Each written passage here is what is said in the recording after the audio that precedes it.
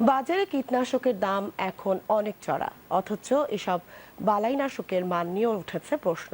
নিম্নমানের বালাই বা কীটনাশকের কারণে ক্ষতির মুখে পড়ছে কৃষক। এর নেতিবাচক প্রভাব পড়ছে দেশের কৃষি ও কৃষি নির্ভর শিল্পে।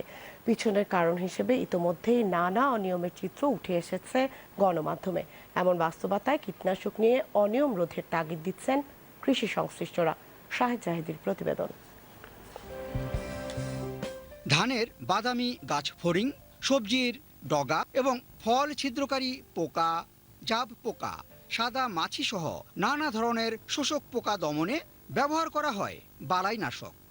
বিদেশ থেকে এসব কীটনাশক কেনার পর আমদানি খরচ, পরিবহন, প্যাকিং খরচ, অফিস স্টাফদের বেতন, বাজারজাত করা সব মিলিয়ে প্রতি পণ্যে কেনা দরের আরও ৩০-৩৫% খরচ হয়। এরপর প্রফিট প্রয়াস চলে অন্তত 12%।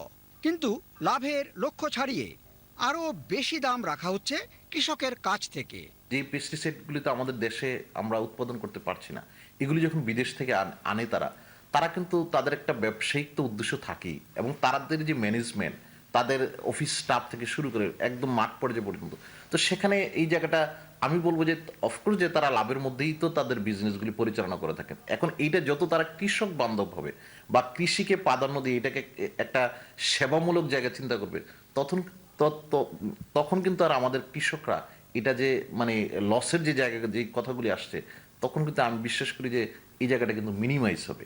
দেশে দরকারি এই জিনিস আমদানি, বিক্রি এবং সরবরাহের জন্য নিবন্ধন দিয়ে থাকে কৃষি সম্প্রসারণ অধিদপ্তরের উদ্ভিদ সংরক্ষণ উইং। অভিযোগ আছে এই বালাইনাশক আমদানিতে বালাই থাকছে না মানদণ্ডের। একটি জাতীয় দৈনিকের অনুসন্ধানী প্রতিবেদনে দাবি করা হয়েছে টাকা দিলেই মিলছে নিবন্ধন কিংবা পণ্য আমদানির অনুমতি। অবশ্য কীটনাশকের নিবন্ধন এবং তদারকির দায়িত্বে থাকা উদ্ভিদ সংরক্ষণ উইংয়ের ভাষ্য, যে কোনো কীটনাশক আমদানিতে লাগে নিবন্ধন, আর নিবন্ধিত ব্র্যান্ড ছাড়া কোনো কীটনাশক আমদানি, বিক্রি বা মজুতের সুযোগও নেই। কৃষি সম্প্রসারণ অধিদপ্তর তার কার্যক্রমের শুরু থেকেই বিভিন্ন কোম্পানি যারা বালাইনাশক আমাদের দেশে বিক্রি করেন, সেই সমস্ত কোম্পানির তাদের স্যাম্পল আমাদের এখানে দাখিল করেন ওনারা। সেই স্যাম্পলগুলো আমাদের কোয়ালিটি কন্ট্রোল ল্যাবে পরীক্ষা করা হয়।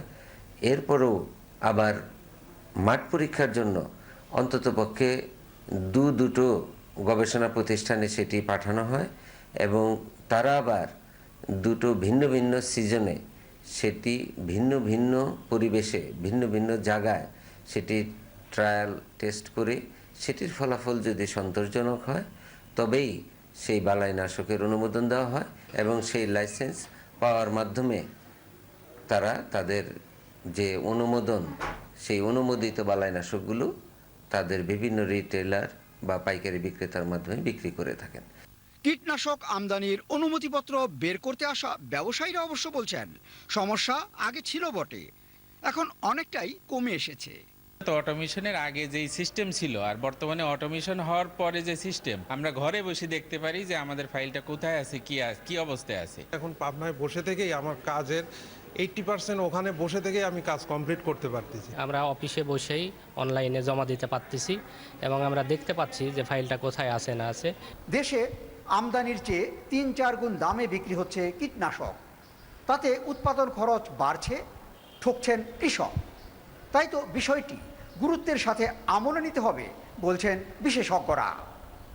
Shahed Zahidi, BTV news, Dhaka.